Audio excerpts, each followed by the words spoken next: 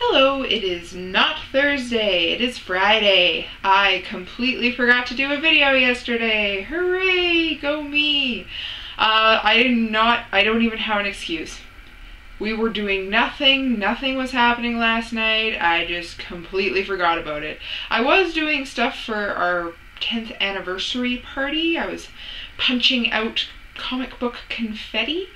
If that's any excuse. It's not. It's totally not an excuse. I apologize. But at least you're getting a video today. Hooray! Today I'd like to talk to you about Star Wars X-Wing the board game. It is a miniatures game, which is super fun. I like to call it Warhammer or War Machine Light because it does use miniatures and you do move them in certain ways and in certain distances and shoot, but the rules aren't nearly as complicated. So if you're looking to get into mini wargaming or maybe even get your significant other into mini wargaming, it is a good launch off for that. Or even if you're just like, hey, I like miniatures, this looks like fun. It is a super fun game. And the miniatures are beautifully painted. Like, we were looking at them because we thought Mike might have to do some touch-up painting. No, they're amazing. There is a Star Trek miniatures game that actually uses the same mechanic, but it's produced by WizKids, and they don't generally have the best looking miniatures, but they do use the same mechanic as Fantasy Flight Games, which is the ones that produce Star Wars miniatures. So what you do is you have your mini ships, and they come with corresponding cards that shows, you know, how they move, how they shoot, if they have any extra upgrades available, which is always nice. And yeah, you basically move them. They come with measuring guides, so you don't have to use a tape measure like you do in traditional wargaming. So they have specific measuring guides that you can use, and there's only so many, so your ships can only move certain ways. Which is nice because that way you kind of know what to expect of how the other person's ship is going to move. Now, each ship does move a different way, but it is out of those set core movements. So there's only so many ways every ship can move.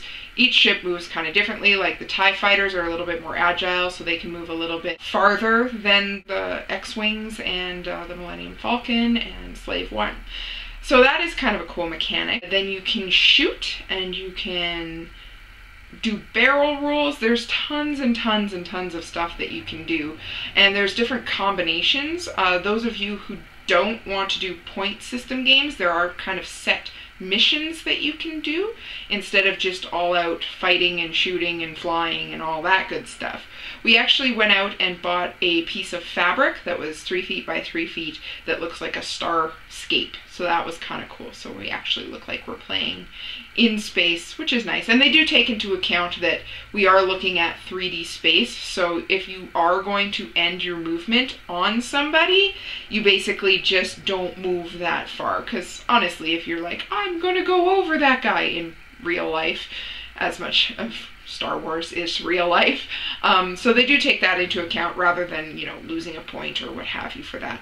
Although if you do accidentally, which it can happen because you do have set movements, move off of the board, then you're done. That ship is destroyed. It basically committed suicide, which is never a good thing. I've had my ship do that a couple of times just because I'm like, oh yeah, I'm gonna do a banking movement, and the bank is just not banky enough and it takes me off the board, and there I go. Bye ship, sorry.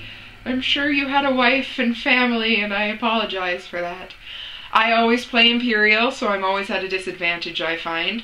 Mike plays with Luke Skywalker and R2, and that is a deadly combination because he has shields. So I have to shoot him at least 5 times to get him destroyed, essentially.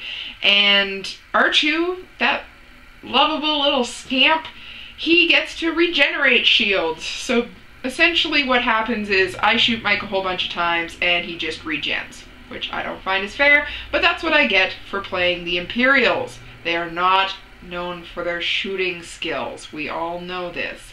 But I have fun, and plus it affords me Slave One, so I get Boba Fett in your face. Yeah, so I think that is about it for my time today. Star Wars X-Wing miniatures game, super amounts of fun, especially if you like that sort of wargaming aspect, and it is also a lot easier to understand, so it's a lot easier to get more people involved as well. And this is a logical stopping point.